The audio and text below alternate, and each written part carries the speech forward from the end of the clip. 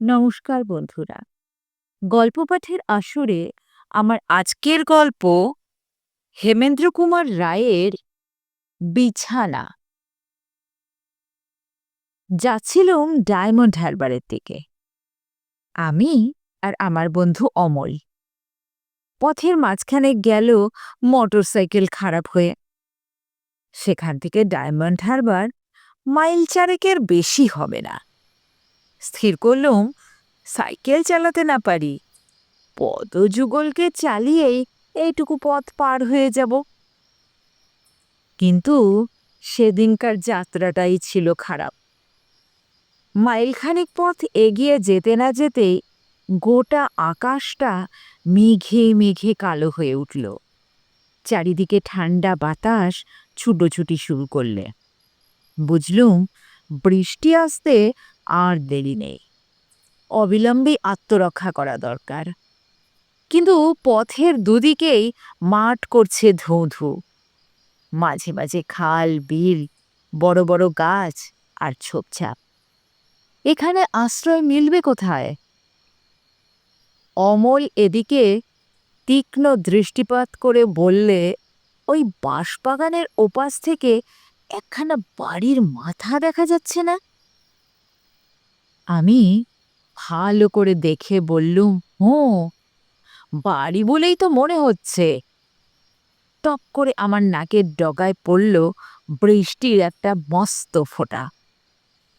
আমি বললুম, ছোট অমল, ছোট, এক ফোঁটা বৃষ্টি আমার নাসিকাকে সবেগে আক্রমণ করেছে। দুজনে প্রাণপণে ছুটতে লাগলুম। বাঁশবাগান পেরিয়ে দেখলুম চারদিকে পুরনো পাঁচিল নিয়ে একখানা মাঝারি দোতলা বাড়ি দাঁড়িয়ে আছে। বাড়ির ভেতরটা গোরস্থানের মতো স্তব্ধ, তার ফটকেও তালা লাগানো। এখন উপায়? এমন সময় বৃষ্টি নামল, বেশ বড় বড় ফোঁটা। আমি তাড়াতাড়ি বললুম, যা থাকে কপালে পাঁচিল ডিঙিয়ে ভেতরে চলো, এ বাড়িতে কেউ নেই বলেই বোধ হচ্ছে। অমল প্রতিবাদ করতে উদ্যত হলো, কিন্তু বৃষ্টির বিক্রম হঠাৎ আরও বেড়ে উঠে তার প্রতিবাদের চেষ্টাকে একেবারে ব্যর্থ করে দিলে। পাঁচিল ডিঙোতে দেরি লাগলো না। পাঁচিলের পরেই খানিকটা খোলা জমি, সেখানে আগে থেকে বোধহয় বাগানের বাহার ছিল, কিন্তু এখন আগাছা ছাড়া আর কিচ্ছুই নেই। সামনে একটা ছোট পুকুর, কিন্তু তার জলের ওপর এমন ছিদ্রহীন পানার প্রলেপ যে পুকুরটাকে দেখাচ্ছে একটা সবুজ ক্ষেতের মতো। আমরা যখন একতলার দালানে গিয়ে দাঁড়ালুম, তখন সারা আকাশ আচ্ছন্ন করে যেন বিশ্বব্যাপী জলপ্রপাত ঝরে পড়ছে, এবং জলে ভিজতে ভিজতে বাতাস গাছপালার ভিতরে ঢুকে মহা হইচই লাগিয়ে দিয়েছে। এদিকে ওদিকে উকিঝুঁকি মেরে আমি বললুম, ওহে অমল, বাড়ির অবস্থা দেখে মনে হচ্ছে এখানে অনেক দিন কোনো মানুষ বাস করেনি। অমল বললে, তাহলে একটা ঘরের ভেতর গিয়ে দাঁড়ালেই তো হয়, এখানে জলের ছাট আসছে। আপত্তি নেই, কিন্তু দরজা খোলা পাবো কি? অমল এগিয়ে গিয়ে সামনের দরজায় টোকা দিলে। দরজা ভেতর থেকে বন্ধ। তারপর সে অন্য দরজাগুলোও পরীক্ষা করে দেখলে, সব দরজা ভেতর থেকে বন্ধ। আমি বললুম, এ দরজাগুলো ভেতর থেকে বন্ধ করে বাড়ির মালিক বোধহয় পেছনের কোনো দরজা দিয়ে বেরিয়ে গিয়েছে। কিন্তু এই বৃষ্টিতে বাড়ির পেছনেই বা যাই কি করে? তাহলে এখানেই আমাদের বিশ্রাম। পেছনে যাবার জন্য আমি স্নান করতে রাজি নই। হঠাৎ একটা কনকনে ঠান্ডা দমকা বাতাস সর্বাঙ্গ কাঁপিয়ে আমার পাশ দিয়ে চলে গেল, এবং সঙ্গে সঙ্গে দড়াম করে একটা দরজা খোলার শব্দ হলো। চমকে ফিরে দেখি অমল সর্বপ্রথমে যে দরজায় ধাক্কা মেরেছিল সেটা আর বন্ধ নেই। অমল হতবম্বের মতো আমার মুখের পানে তাকালে। আমি হেসে বললুম, অমন করে তাকিয়ে কি দেখছো? দরজাটা তুমি ভালো করে ঠেলে দেখোনি, এখন দমকা হাওয়ায় খুলে গেল। অমল মাথা চুলকোতে চুলকোতে বললে, আমাকে অবশ্য সেই কথাই মানতে হবে, কিন্তু আমি কিন্তু ভালো করেই ঠেলেছিল। পাগল নাকি? তুমি কি বলতে চাও? ভূত এসে আমাদের দরজা খুলে দিলে? সে কথাই বা বলবার উপায় কই? আমরা তো ভূতেদের জন্যই রাতটাই রিজার্ভ করে রেখেছি। কিন্তু এখন হচ্ছে বেলা 2টো। এই সময় কোনো অভদ্র ভূতও কোনো পোড়ো বাড়িতে অনধিকার প্রবেশ করতে চাইবে না। চলো ঘরের ভেতরে গিয়ে দাঁড়াই। ঘরের ভেতরে ঢুকল। চারিদিকে অযত্ন ও মলিনতার চিহ্ন। দেওয়ালের চুন বালি খসে পড়েছে, কার্নিশের কোণে কোণে চামচিকেরা বাসা বেঁধেছে। মেঝের ওপরে বোধহয় 2 ইঞ্চি পুরু ধুলো জমে রয়েছে। এদিকে খান 2 কাঠের চেয়ার, আর এদিকে 1খানা ইট। দূর থেকেই অবাক হয়ে দেখলুম এই ধুলো ও শ্রীহীনতার রাজ্যেও খাটের ওপরে যে বিছানা পাতা রয়েছে তা ধপধপ করছে সাদা। তাহলে এমন ঘরেও কেউ কি বাস করে? নিজের বিছানাটুকুই পরিষ্কার রেখে সে খুশি? এই যে বছরের পর বছর ধরে ধুলোর স্তূপ, তা তার নজরেই পড়ে না। আশ্চর্য মানুষ তো। অমল কাঁপতে কাঁপতে বললে, বড্ড শীত করছে যে। কি যে ঠান্ডা ঘর, বাইরের চেয়েও ঠান্ডা। সত্যিই তাই। প্রত্যেকবার নিঃশ্বাস নিচ্ছি আর মনে হচ্ছে যেন খানিকটা করে অদৃশ্য বড় আমার বুকের ভেতরে ঢুকে যাচ্ছে। এতটা অসম্ভব শীতের কারণ কি? একটা দরজা ছাড়া ঘরের সব জানলা দরজা বন্ধ। ঘরটা আর যাই হোক স্যাঁতস্যাঁতে বলেও বোধ হচ্ছে না। তবু তবু হঠাৎ আরেকটা ব্যাপার আমার দৃষ্টি আকর্ষণ করলো। যে দরজাটা খোলা তার সামনে থেকে মেঝের ওপর দিয়ে 1 পায়ের দাগ সমানে চলে গিয়েছে খাটের দিকে। এই দৃশ্য তো এতক্ষণ চোখে পড়েনি। অমলকে ডেকে দাগগুলো দেখালাম। সে বললে, খালি পায়ে ধুলো মারিয়েও কেউ খাটে উঠেছিল। আমি মাথা নেড়ে বললুম, উঠেছিল নয় অময়, এখনই উঠেছে। তার মানে? তার মানে দাগগুলো দেখে বুঝতে পারছো না? এগুলো হচ্ছে ভিজে পায়ের দাগ। ভালো করে লক্ষ্য করে দেখো, পায়ের জলে ধুলো এখনো ভিজে রয়েছে। কেউ এইমাত্র বাইরের বৃষ্টি ছেড়ে আমাদের মতোই ঘরের ভেতরে এসে ঢুকেছে। তবে আমাদের পায়ে জুতো আছে, আর সে এসেছে খালি পায়ে। ঘরের চারদিকে চোখ বুলিয়ে অমল বললে, কিন্তু সে কোথায়? সে কখন এলো? ঘরের আর সব দরজা জানালা তো বন্ধ। সে কখন ঘর থেকে বেরিয়ে গেল?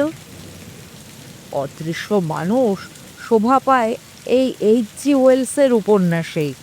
বাস্তব জীবনে সে হচ্ছে মস্ত বড় অর্থহীন কৌতুক।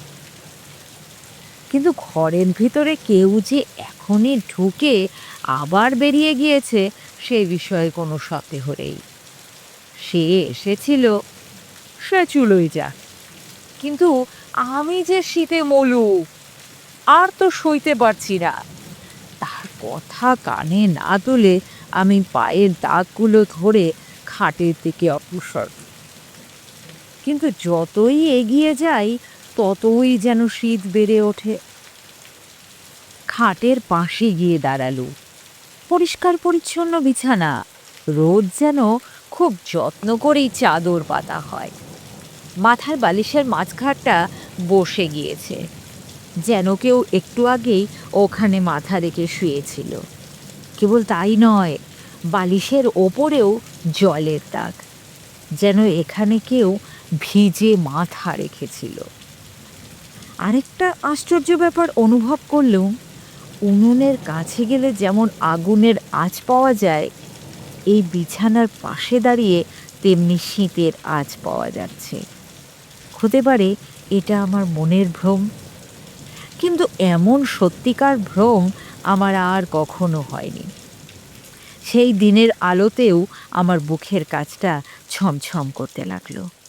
ভয় পাবার মতো বিশেষ কিছু দেখিনি বটে, কিন্তু কেবলই মনে হচ্ছে পুরো বাড়ির এই স্তব্ধ ঘরের মধ্যে আমরা দুজন ছাড়া এমন এক তৃতীয় ব্যক্তির অস্তিত্ব আছে যে আমাদের মতো স্বাভাবিক নয়, যার কাছে আমাদের থাকাও উচিত নয়।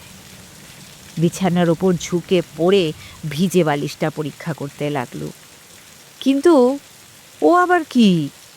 কান পেতে 2 মিনিট ধরে শুনলুম, তবু নিজের কানকে কিছুতেই বিশ্বাস করতে পারলুম না। অমল আমাকে ডাক দিয়ে বললে, ওহে, ওখানে অমন সঙের মতো দাঁড়িয়ে আছো কেন? চলো এই বিশ্রী ঘরটা ছেড়ে আবার বাইরে যাই, বৃষ্টি থেমে এসেছে। অমল, একবার এইখানে এসো তো। কেন, এখানে আবার নতুন কি আবিষ্কার করলে? ওরে বাবা, এখানটা যে আরো ঠান্ডা। হোক গে ঠান্ডা, কান পেতে শোনো দেখি, কিছু শুনতে পাচ্ছ? কি সর্বনাশ! কি শুনছো অমল? কারণ নিঃশ্বাসের শব্দ। না না না, এ অসম্ভব, আমার শোনবার ভ্রম। ভ্রম নয় অমল, ভ্রম নয়। তুমিও শুনছ, আমিও শুনেছি, আর নিঃশ্বাসের শব্দ এখনো হচ্ছে। অমল বিছানায় বালিশের ওপর হাত বাড়ালে, কিন্তু তারপরেই ভয়ানক একটা আর্তনাদ করে বিদ্যুতের মতো হটে গেল। তারপরে খাটখানা হঠাৎ মচমচ করে উঠল, যেন কেউ ধড়মড় করে বিছানার ওপর উঠে বসল। অজানা একটা বিষম ভয়ে আমিও তাড়াতাড়ি পিছিয়ে এসে থ হয়ে দাঁড়িয়ে পড়লুম। তারপরেই মনে হলো একটা ঠান্ডা কনকনে দমকা হাওয়া যেন আমার পাশ দিয়ে হুশ করে চলে গেল ঘরে খোলা দরজাটার দিকে। প্রায় 5 মিনিট ধরে আমরা দুজনে সেই ঘরের ভেতর আচ্ছন্ন ও আড়ষ্টের মতো দাঁড়িয়ে রইলুম।